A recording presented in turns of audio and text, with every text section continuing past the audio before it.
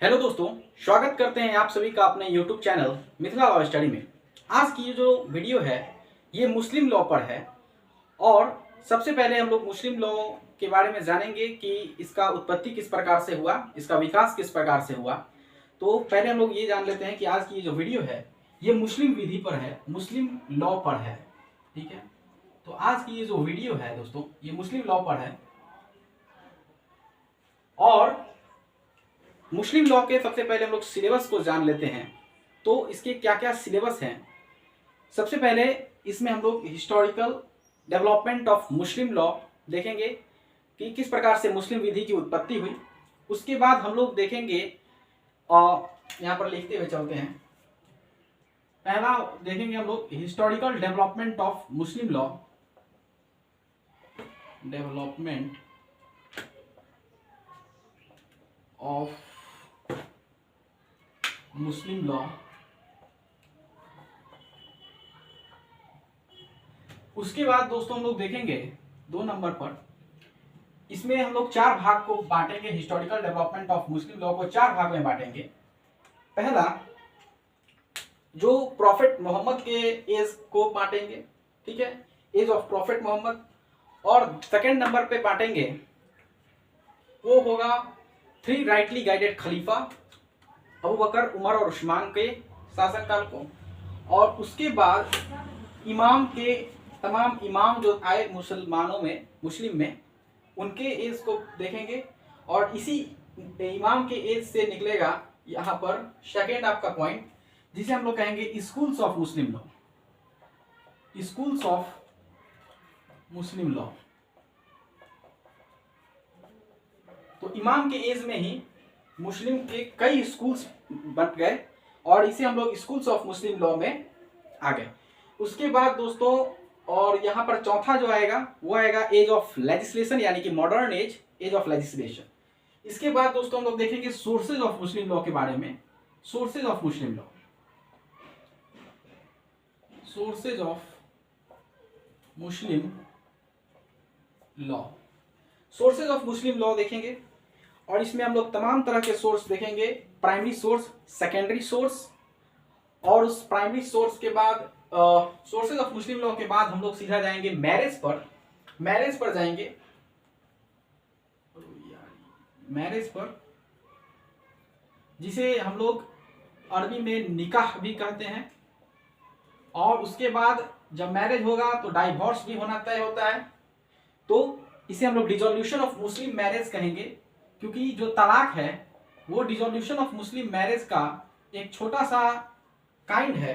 Dissolution, marriage को कई तरीके से डिसॉल्व किया जा सकता है, उसमें तलाक जो है वो एक काइंड है।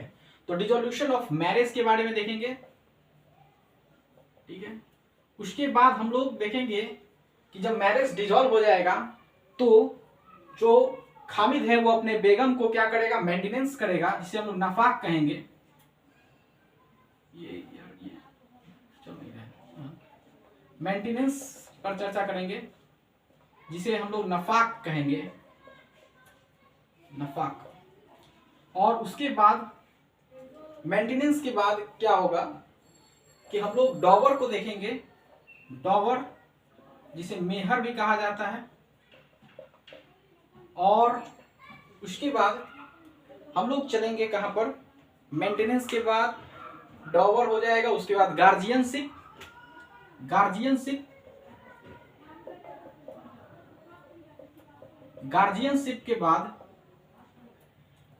जो आता है वो आता है प्री इम्पशन का राइट, जिसे सूफा भी कहते हैं, प्री इम्पशन, जिसे सूफा भी कहेंगे। और उसके बाद आता है, उसके बाद आता है 10 नंबर पर, 10 नंबर पर शूफा के बाद आएगा वक्फ। वक्फ देखेंगे कि अगर किसी व्यक्ति ने, किसी मुस्लिम ने अपने प्रॉपर्टी को क्या किया, दान कर दिया, अल्लाह के नाम को कर, अल्लाह के नाम कर दिया, for the purpose of charitable purpose के लिए, तो उसे हम लोग वक्फ कहते हैं। तो वक्फ देखेंगे। ये दोस्तों एक एक करके इसके बारे में वीडियो आएगा, ठीक है। उसके बाद हम लोग विल देखेंगे, वसीयत, वसीयत के बारे में देखेंगे, विल। और विल के बाद एक दो टॉपिक और बच जाएंगे जिसे हम लोग मिसलेनियस के रूप में देख लेंगे। तो चलिए दोस्तों, आज हम लोग शुरू करते हैं सोर्सेज ऑफ मुस्लिम लॉ के बारे में। किसके बारे में? Sources of Muslim law. ये जो सोर्सेज ऑफ मुस्लिम लॉ है, देखिए स्कूल्स ऑफ मुस्लिम लॉ और historical development of Muslim law, ये दोनों विषय को हम लोग सोर्सेज ऑफ मुस्लिम लॉ के बाद देखेंगे, क्योंकि ये दोनों विषय थोड़ा हिस्ट्री से रिलेटेड हो जाता है और उसमें आप लोगों को रुचि नहीं आएगा, इसलिए हम लोग सोर्सेज ऑफ मुस्लिम लॉ के बारे में पहले देखेंगे।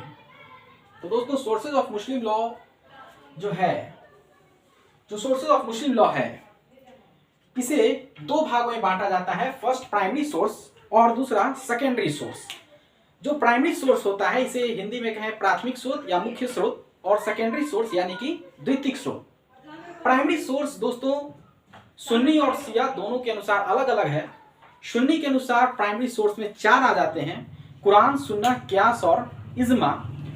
वहीं शिया के अनुसार केवल 3 ही आते हैं, कुरान, सुन्ना और इज्मा।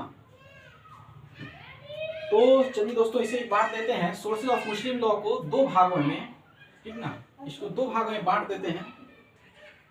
इसे दो भागों में बांट दो।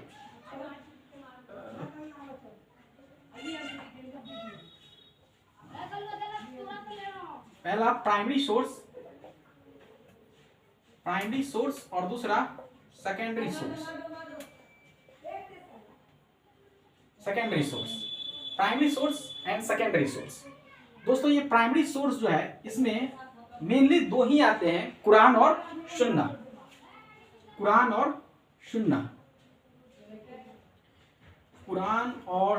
कुरान क्या है? तो वेरी वर्ड ऑफ अल्लाह।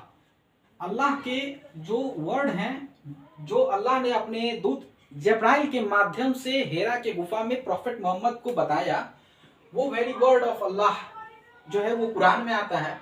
और दूसरा नंबर पे आता है सुन्ना मतलब प्रॉफेट मोहम्मद के जो आचरण थे, जो प्रॉफेट मोहम्मद के आचरण थे, उसे हम लोग सुन्ना कहते हैं। उसके बाद से इसी में आ जाता है इज्मा। मेनली 2 ही प्रकार से आता है, लेकिन उसके बाद इज्मा और चौथा क्यास। और सेकेंडरी सोर्सेज जो है इसमें आ जाते हैं आपको कस्टम। दूसरी नंबर पे आ जाता है इस्तेहसान,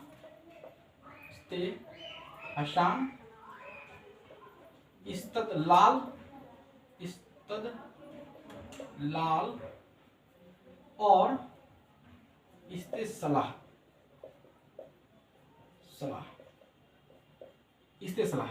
दोस्तों रिकॉर्डिंग देख लेते हैं।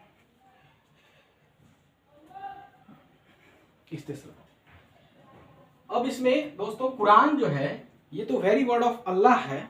अल्लाह के जो शब्द बाई शब्द जो है literal word of Allah, very word of Allah. और सुन्ना जो है ये फिर 3 भाग में बढ़ता है। कुरान में टोटल कुरान के अध्यायों को हम लोग सूरा कहते हैं, और इसमें जो 200 वर्सेज हैं कुरान में, इसमें टोटल 114 सूरा है। और इसमें 200 मतलब इनमें जो आयात होते हैं उसमें से 200 आयात जो है वो आपको मामलात के ऊपर है, मतलब कानून के ऊपर है। कुरान में 3 चीजें आती है, इबादत, मामलात और इखलाक। तो कुरान में जो है सो 200 वर्सेज जो है वो हमारे लिए इंपॉर्टेंट होते हैं, जिसमें हम लोग मैरिज से रिलेटेड, डाइवोर्स, उसके बाद से मेंटेनेंस के ऊपर और प्रीइम्पशन के ऊपर जो है तो बताया गया है कुरान में। सुन्ना जो है ये 3 भागों में बंटता है, सुन्नतुल कौल, कौली, फैली और तकरीरी। सुन्नत मतलब दोस्तों मुख्य रूप से इसका शाब्दिक अर्थ होता है आचरण। प्रॉफेट मोहम्मद ने जो आप सल्लल्लाहु अलैहि वसल्लम ने जो अपने जीवन काल में अपनाया, तो जो जीवन काल में अपनाया, जिसे उन्होंने आप सल्लल्लाहु अलैहि वसल्लम ने अपने जीवन काल में कहा, लोगों को करने के लिए कहा, जो आपने हुक्म किया, तो उसे हम लोग कहेंगे कौली मतलब दोस्तों कॉल करना। मतलब आप सल्लल्लाहु अलैहि वसल्लम ने जो अपने जीवन काल में कहा। और फैली मतलब आप सल्लल्लाहु अलैहि वसल्लम ने जो अपने जीवन काल में किया। और तकरीरी जब प्रॉफिट साहब के सामने में कुछ हुआ लेकिन उस पर प्रॉफिट साहब मौन रहे, अर्थात कुछ नहीं कहे। जैसे कोई आप सल्लल्लाहु अलैहि वसल्लम जो हैं एक महफिल में गए, वहां पर किसी शख्स ने आपके सूरत के बारे में बयान किया, तो जिसे आप लोगों ने मना नहीं किया, आपने मना नहीं किया और आप मुस्कुरा दिए, तो ये सुन्नत उल तकरीरी हो गया। इसे सुन्नत उल तकरीरी कहते हैं। दोस्तों सुन्नह और हदीस को दो चीज होता है। सुन्नह और हदीस जो है एक नहीं होता है। इसके बारे में हम लोग सेपरेट वीडियो में देखेंगे कि सुन्नत और हदीस में माइनर अंतर क्या है। ठीक है, हदीस जो है तो 2 ही प्रकार का होता है, वहीं सुन्नत 3 प्रकार का होता है, सुन्नतुल कौल, सुन्नतुल फ़ैल और सुन्नतुल तकरीरी। अब इज्मा क्या होता है दोस्तों, तो ये तो वेरी वर्ड ऑफ अल्लाह हो गया। सुन्नत हम लोगों ने देख लिया, प्रॉफिट साहब के आचरण, जिसे उन्होंने करने को कहा कौली, जिसे उन्होंने किया फैली, और जिसे करने पर वो मौन रहे तकरीरी। इज्मा क्या होता है दोस्तों, इज्मा होता है कंसेंसस ऑफ ओपिनियन, मतलब जब तमाम मुस्लिम इमाम इकराम का एक राय, इज्मा मतलब होता है दोस्तों consensus of opinion, consensus of opinion, consensus of opinion. दोस्तों ओपिनियन मतलब राय और कंसेंसस मतलब जमा होना। जब तमाम इमाम इकराम जो है मुस्लिम इमाम, उनका जब राय किसी एक विचार पर, किसी एक मसले के हल पर जमा हो जाता है, तो उसे हम लोग इज्मा कहते हैं। जैसे फॉर एग्जाम्पल के रूप में किसी एक मुद्दे पर जब तमाम उलेमा जो हैं सो एक हो जाते हैं, उसे हम लोग इज्मा कहते हैं। और कयास का मतलब क्या होता है दोस्तों, एनालॉजिकल डिडक्शन। क्या होता है, एनालॉजिकल डिडक्शन, एनालॉजिकल डिडक्शन। कयास मतलब होता है दोस्तों एनालॉजिकल डिडक्शन, मतलब अपने मंतब से किसी चीज का सॉल्यूशन निकालना एनालॉजिकल डिडक्शन कहा जाता है। दोस्तों इसमें क्या होता है कि असल और फर्क के तराजू पर तौला जाता है और तब कयास लगाई जाती है किसी चीज की। जैसे बात करें कि बहुत सारे ऐसी चीजें आपको मिलेंगे जिसका कुरान में सॉल्यूशन नहीं मिलेगा, हाँ उसका जो उससे रिलेटेड चीजें जरूर मिल जाएगी।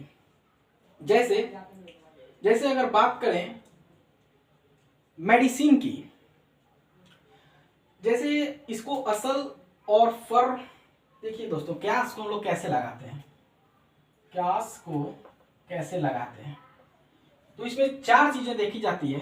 असल वे चीज होती है जो कुरान में और या सुन्ना में मौजूद है।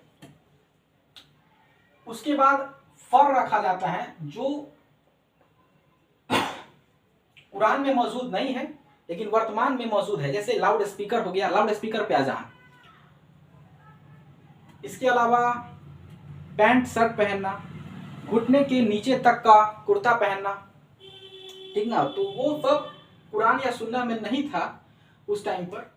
असल हो गया, फर हो गया। उसके बाद हम लोग उसकी इल्लत देखते हैं, अर्थात खासियत देखते हैं, इल्लत देखते हैं। इल्लत मतलब हो गया उसकी क्या खासियत है, और तब हम लोग देखते हैं कि उसका क्या हुक्म है, क्या हुक्म है।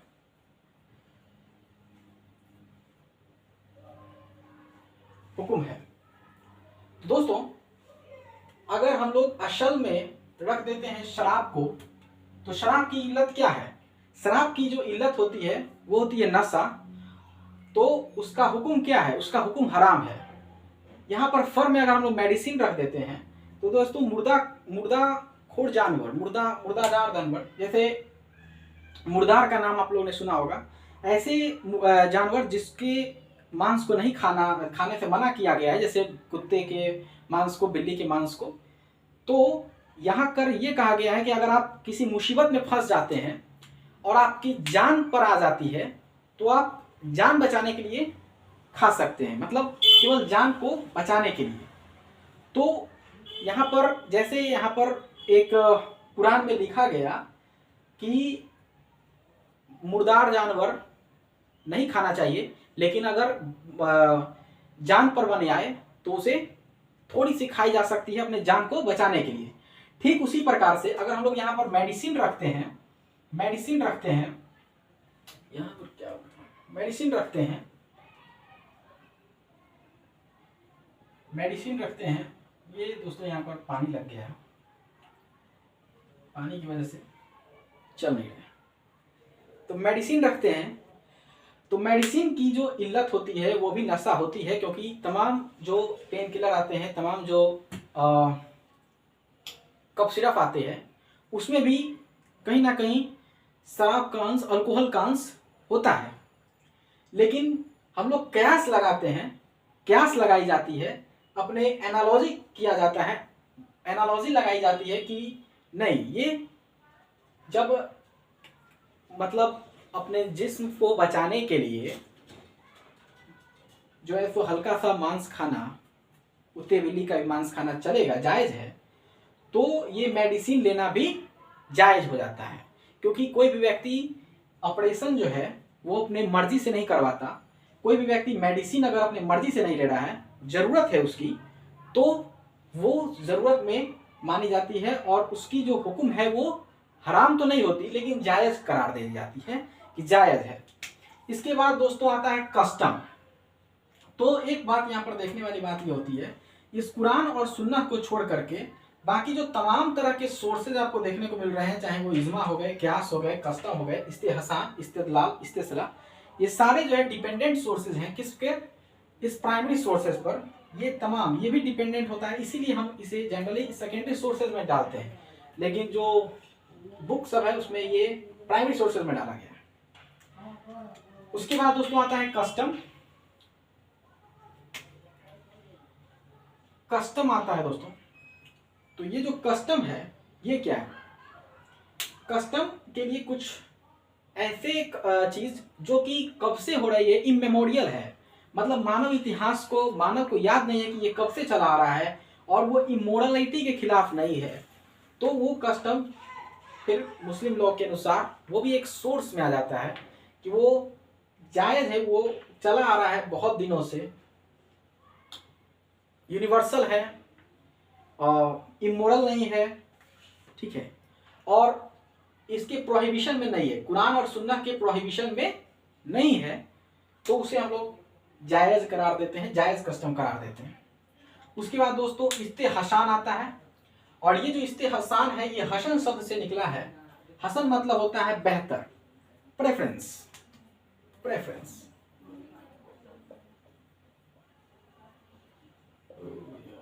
Preference, preference. जैसे क्या होता है दोस्तों, जब एक नरम क्यास का, जैसे एनालॉजी करी गई, तो प्रारंभ में जब एक नरम क्यास का सख्त क्यास पर तरहीज देना इस्तेहसान कहलाता है। जैसे सख्त क्यास क्या है, शराब पीना हराम है, लेकिन नरम क्यास क्या है, नरम क्यास क्या है कि अगर जिस्म को मतलब बचाना है, अपने जीवन को बचाना है, तो अब हल्का सा लिया जा सकता है। तो यहाँ नरम क्यास क्या हुआ, जिस्म को बचाने के लिए हल्का मुर्दार जानवर खाई जा सकती है, तो वो आपको नरम क्यास हुआ। और इस नरम क्यास का जब हम लोग सख्त क्यास पर तरहीज दे रहे हैं, मतलब बेहतर, हम लोग मान रहे हैं कि नरम क्यास को सख्त क्यास पर तरहीज देना, इसे ही इस्तेहसान कहते हैं। क्या कहते हैं? इस्तेहसान। और इस्तेसलाह जो होता है ये नीड ऑफ टाइम होता है, समय की मांग होती है, ठीक है। जैसे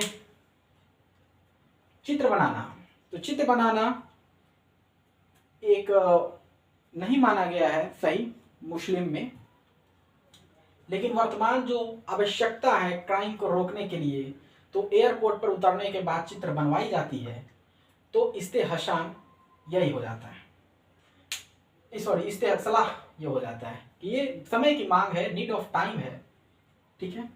उसके बाद से आता है दोस्तों इस्तदलाल। ये इस्तदलाल क्या है?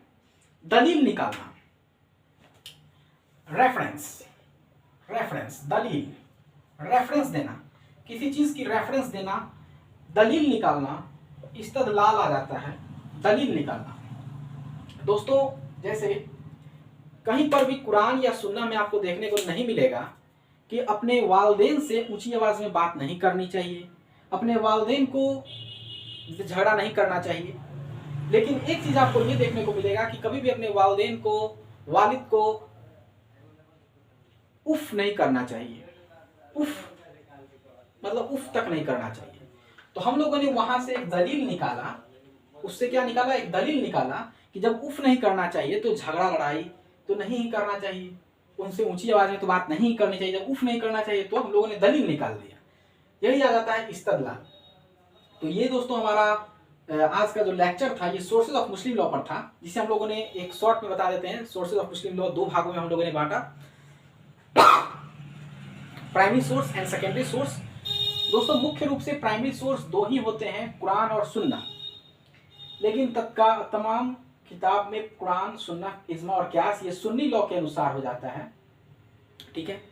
कुरान मतलब वेरी वर्ड ऑफ अल्लाह, सुन्ना मीन्स प्रॉफिट मोहम्मद साहब के जो आचरण है उन्हें सुन्ना, इज्मा मीन्स कंसेंसस ऑफ ओपिनियन, तमाम मुस्लिम इमाम का एक राय पर, एक मसले के हल पर विचार जब एक हो जाता है तो इज्मा। क्यास मतलब अपने मंतक से एनालॉजी करना, कुरान और सुन्ना को देखते हुए मंतक निकालना, एनालॉजिकल डिडक्शन।